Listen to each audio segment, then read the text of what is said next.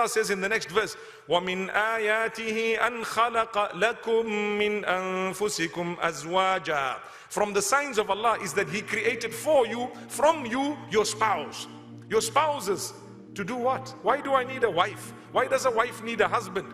لِتَسْكُنُوا إِلَيْهَا وَجَعَلَ بَيْنَكُمْ مَوَدَّةً وَرَحْمَةً. If you are genuine and you are truthful, Allah will create between the two of you two things, mawadda and rahmah. That means love and mercy. You love your spouse and you are merciful towards your spouse and your family members. That was created by Allah. It's a sign of Allah subhanahu wa ta'ala. You are married, there should be a sense of possessiveness. If you lack that possessiveness, it is a sickness. Some people come and say, you know, my husband is a little bit too possessive. Well, that's a good sign. But let that possessiveness not become a burden, because then it might become a problem. However, it is good to be possessive. We are all possessive over our things. Your children, your family members, alhamdulillah. It's a sign of Allah. He wanted to create a connection between you, لِتَسْكُنُوا إِلَيْهَا, so that you can achieve peace, comfort and solace with one another or from one another. Subhanallah, what a great sign of Allah subhanahu wa ta'ala.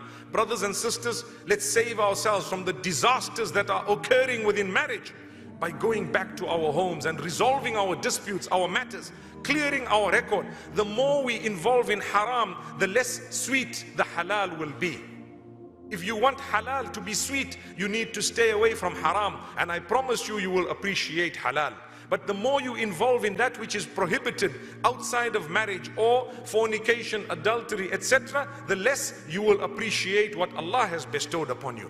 And when you involve in haram, you will not be able to save yourself from the bad thoughts, from lack of appreciation of the gold mine that you have. Subhanallah. Some people have a spouse that, subhanallah, is amazing, but they don't see the light in the spouse because they are busy doing something else somewhere else. They don't realize. And when they lose the spouse, then they hit their heads to say, you know what, I lost someone great. Well, you were fooling around. May Allah subhanahu wa ta'ala save us. May Allah help us to actually go back home and to understand your spouse is one of the signs from the signs of Allah subhanahu wa ta'ala. And Allah Azza wa Jalla says about marriage, وَجَعَلَ بَيْنَكُمْ مَوَدَّةً وَرَحْمَةً. These beautiful words of Quran. You will find these words applicable in all of your married lives, those of you that are married. Allah says He put between you, between the husband and wife, love, mawadda, and it's passionate love. Allah says mawadda wa rahma, and mercy. Because in the beginning of marriage is very passionate. You're obsessed with your wife. You can't think about anything else. Your friends call you, they go straight to voicemail, right? Because you just got married. For 6 months you're out of sight, nobody sees you. But then as marriage goes further, what keeps marriage alive? Isn't that anymore, because other obligations come in. There's kids, there's work, you're not honeymoon anymore. How do you keep the marriage sustained? Rahmah, mercy towards your wife, mercy towards the husband, courtesy between you. This man comes to Umar radiallahu anhu, he says, I want to divorce my wife. And he says, why do you want to divorce your wife? He said, I don't love her anymore. I don't find her attractive anymore.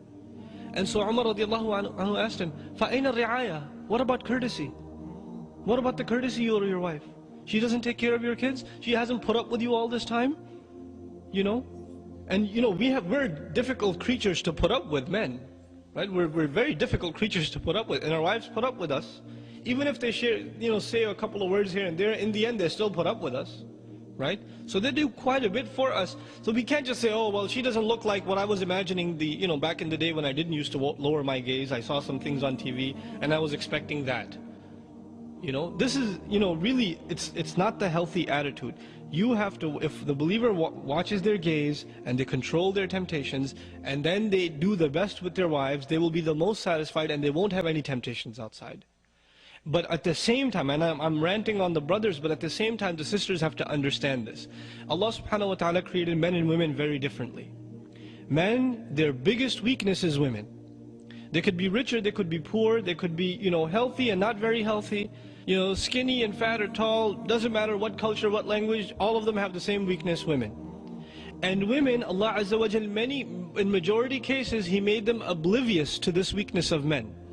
They don't realize how bad it is. So when the ayah comes and a woman reads it, lower their gaze, oh yeah, I could do that. And they're like, what's the big deal? Why can't men just lower their gaze? And then you don't understand. What don't I understand? You have eyes, I have eyes, they have retina. You know, it processes the same information. So what's the problem? You see, they don't understand the power of this desire that Allah subhanahu wa ta'ala put inside of us and mentioned as number one, زُيِّنَ لِلنَّاسِ حُبُّ الشَّهَوَاتِ مِنَ النِّسَاءِ. Number one of the desires that were beautified for men were desires for women. Right? The number one fitna the Prophet ﷺ fears for the men of this ummah is what? Women. Because it's a serious problem. So if the wives understand that, then instead of condemning their husband, why are you so weak? How come you can't control your eyes? Instead of knowing that they would accept this is the creation of Allah subhanahu wa ta'ala, you have to, the wife has a role of supporting her husband and becoming strong. And she can do that by warding temptations off from him, not by lecturing him. You know, and this is the other thing that's very important for wives to understand. The husband, he goes to the office, or he goes to the train, and there are women horribly dressed. They're sitting there smiling at everybody, trying to, you know, basically this is all these women have in terms of their dignity. They're not respected for their intellect, they're not respected for their opinions, so all they think is we're going to be respected if men see more of our, you know, our shame. So they dress in indecent fashion because when men look at them, they feel kind of, you know, self-respect, like I'm worth something, people are looking at me. That's basically what it is. It's really horrible, it's sad. But then they go to the office and the secretary's smiling at you saying, how are you, how was your day? You know, what are you getting for lunch? Oh, you're fasting, oh that's nice. You know, and they're smiling at you. And then you go, you know, on every ad, women are smiling at you, and then you get home. And you open the door and the wife said, where were you? Oh, the train, the train was late. Oh, every day the train is late. Oh, I understand. You know, and there's a frown every day. And the first day it's okay, the second day it's okay. 10 years of this, 12 years of this, what's going to happen? The husband has resentment towards the wife, even if he doesn't say anything. He's building resentment inside. And the simple solution of the Messenger ﷺ, a smile of the wife when the husband comes home. You know how big a deal this is? This is not a small thing. It stabs the husband when the husband comes home and the wife doesn't care. And you know, he's very disturbed by that. He may not say something, but it really, really hurts husbands. And it hurts the relationship, and it comes out in weird ways. Now that they're hurt, they're kind of upset as they're having dinner. Oh, there's not enough salt in here. You know, there's something wrong. And they're extra angry at the kids. They're frustrated. But the same scenario, the wife opens the door and she greets the husband with a smile.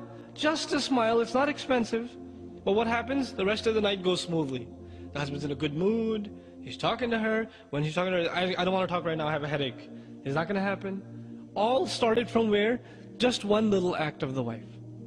These are simple solutions, but they're powerful solutions. And you don't take care of these solutions, and this baggage just keeps adding up and adding up and adding up, and that's where you get those statistics. Because the husband doesn't even want to look at the wife.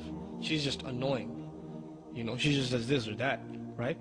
So both sides have to understand, they have to take care of the other side. Instead of expecting from the other side, just make a goal for yourself to take care of the other side. This is إِلَّا عَلَىٰ أَزْوَاجِهِمْ. The only time they don't guard their privates is with their spouses. And this relationship is very strong. I don't even want to quote the hadith, even though, you know, quoting a hadith is a good thing, but I know the repercussions it can have in our community. Unfortunately, I don't personally, Allahu A'lam, I don't personally feel that Muslim families are mature enough to take a hadith and take it in a mature way. Usually they end up using Islamic texts as a weapon. You know what the Prophet said about the wife who doesn't take care of her husband's need at night? He said this. You should be ashamed of yourself. You know, well, she's really going to be nice to you now. You know, it's not a contest. You know, you should be more like the Sahabiyat, and she'd be like, you're no Sahabi yourself, you know. That's how it's going to be. So if you want to make it a competition, you will never defeat women, not your mother, not your sister, not your wife. You will never defeat them in argument, because what they can come up with you didn't even think of from the back of your head, right? Allah put this in them. You know, they have the power of speech, psychological speech, psychologically effective speech. So you have to learn to deal with that. The other thing, another piece of advice, just in terms of harmony between husband and wife, is that, you know, argumentation.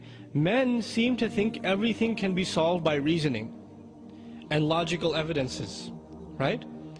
And they forget that Allah subhanahu wa ta'ala didn't create women in this simple black and white fashion. Women are complicated creatures. When you get married, many of you will testify your wife is crying one day, and you ask her, why are you crying? She'll say, I don't know. I'll talk to you later about it. And you say, no, really, is this something I did? No, leave me alone. I don't know. And they really don't know sometimes. And if they do, it's too complicated for you to understand, so they'll say you're not going to get it. Right? So they're complex creatures.